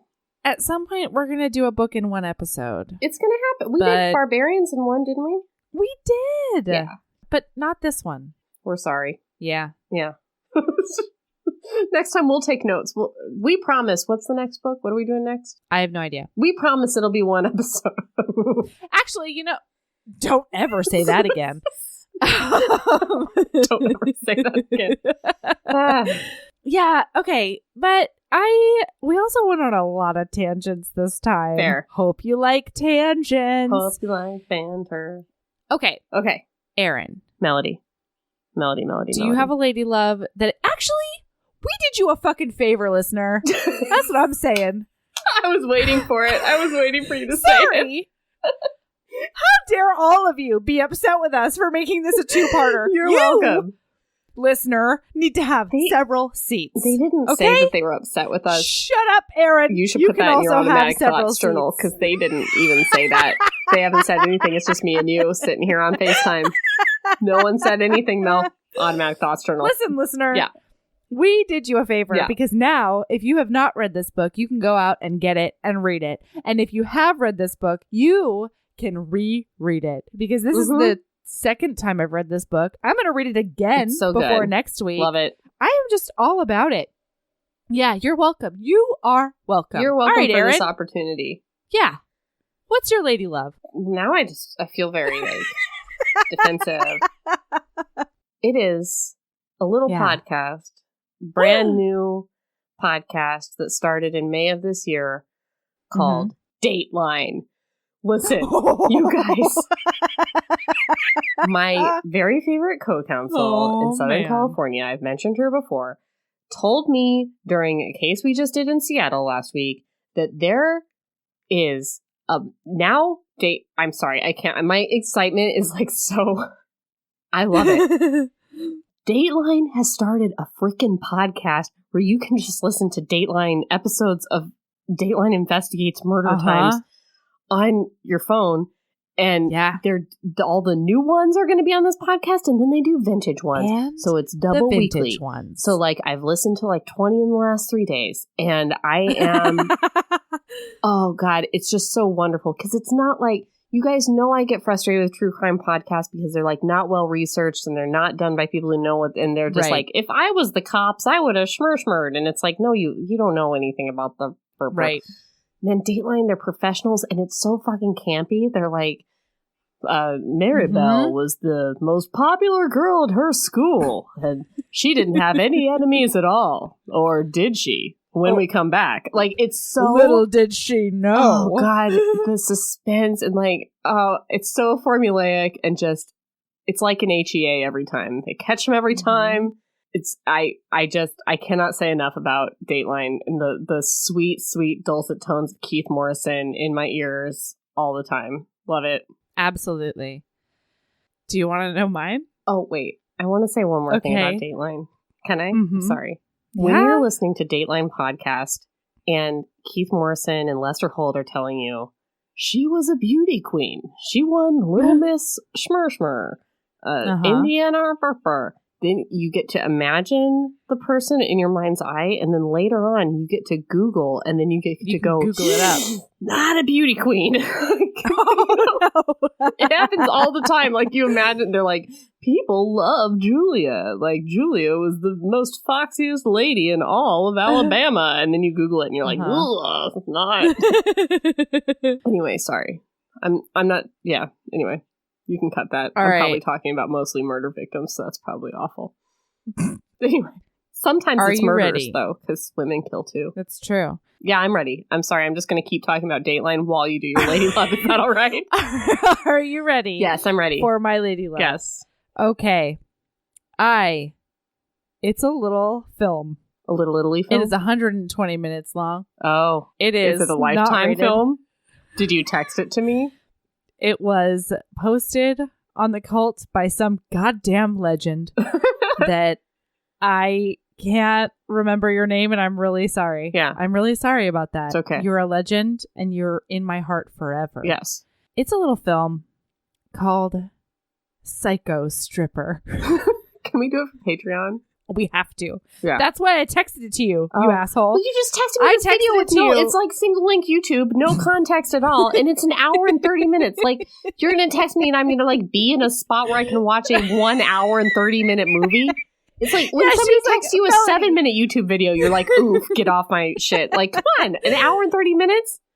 And then I text you back. I'm like, that video is an hour and 30 minutes, Melody. And you were like, I know. I said, yeah, is movie. Yeah, is movie. Jesus. Anyway. It is one of the most delicious things I have watched in such a long time. You can find it on YouTube. Somebody, I think, pirated it and put it on the YouTubes for us. Awesome. Which is just incredible. And it has everything. It has everything. It has a plot that makes literally no sense. Perfect. And like on multiple levels. Like at some point you're like, okay, I figured this out now. Mm-hmm. And then another layer comes in and you're just like, what? Not only does that not make sense, but it fucks with the timeline that you already gave me. And I'm just into it. I'm eating it like cake. There's a best friend character that is obviously a dancer who was hired, who then like had to kind of learn acting maybe. And it is incredible. It involves a bachelorette party that starts with all of her best friends doing like a choreographed sexy dance. Can we do that at my wedding? I mean, that's why I texted it to you. No. I wanted to be like, get ready for this at your wedding. Me and the girls are just going to be gyrating on the floor for you. And yeah, that's what I'm saying. It makes no sense. I mean, then the dude strippers come in and it turns into like a bachelorette party. Mm-hmm. But at first, it's just like her friends humping the floor. Yes. And like shaking their booties at her. And I'm like, I didn't know she was into this, but I think I like it. Yes. It's wonderful. All right. Well, so Psycho Stripper, I'll have you to guys. watch it. And then we'll do it for Patreon at some point. Maybe next. Please. But we still need to do Ice Planet Barbarian Patreon. So. And we still need to do the Seduction of Viscount Vice. We need to do a bunch of stuff. Okay. All right. Yeah. All right. Okay, Erin. Are you going to ask where they can find us? All right. Okay. Twitter, heaving_bosoms. Instagram, @heavingbosoms. Facebook, Heaving Bosoms Podcast. Gmail, heavingbosomespodcast@gmail.com. We love your emails. We won't email you back. I'm sorry, that's just what it's become. Heavingbosoms.com. We're not going to update that anytime soon. I'm getting married. It's going to be at least another 4 weeks. But That's right. if you are looking, I'm about to tell you about merch and Patreon and all that. If you are looking to buy merch, join the Patreon. If you are looking for back episodes, that is a good place to go. There's links to all that stuff. So we've gotten emails before that's like, I can't find the Patreon. Where's the merch or whatever? Links on the website, heavingbosoms.com. Very easy to remember. Yes. Speaking of merch and Patreon, we have merch on Redbubble. Search Heaving Bosoms on Redbubble or go through the website. Original artwork. Patreon is patreon.com/heavingbosoms. And we're donating all the new pledges. We're doubling it and donating it to the Yellow Hammer Fund. Yes. So, yeah, jump on the Patreon train. Is that it's all the things? A fun ride. The Heaving Bosoms Podcast Geriatric Friendship Cult is the Facebook group, 1,000 strong, the 1,000 happiest place on best the internet. ladies and 10 men in the world. Yep. And that's all the things. Please, let's not get any more things. We're done getting things. It's exhausting. No more things. Yeah. So, keep being a badass. And love yourself as you love dropping a empanada through a wet bag and eating it off the concrete. Or a scoop of ice cream and then just picking it up with your hand and then taking like a crane. Yeah, like a crane. Like, or like, what about one of those toy ones in the pizza place? Yeah, so you take it like that, and you keep on and then you scrape off the bit. bottom with a spoon, and then you just pop that ball of ice cream into your mouth. Love yourself like as much that. as you love doing that. That's right. Yeah. Or just as much as you love the food that you will go those lengths for. Yes. And that's how whatever much. food that is. And for me, that's any food at all. And it's food that's in front of me. Yeah. That's the food that is. Yeah. I mean, I did that for butter cookies at a movie theater, so there could have been jizz on those. Like the jury's still out. We'll never know. I didn't die. That's it. That's the most we have. That's the most we know. All right. All right. I love you tons. I love you too. See ya. Bye.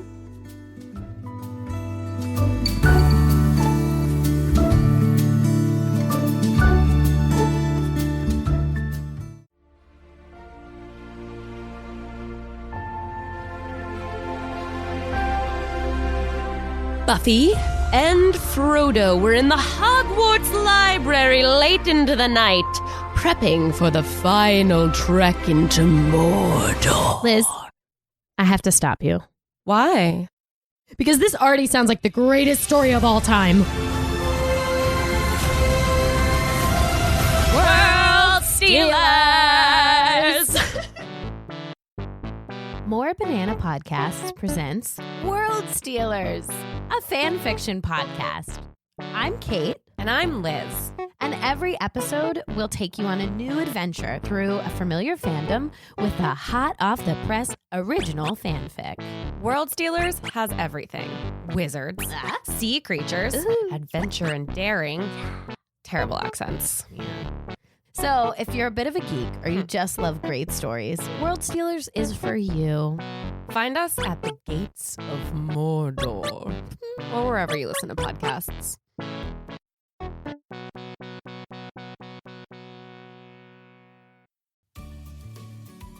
Hey, you.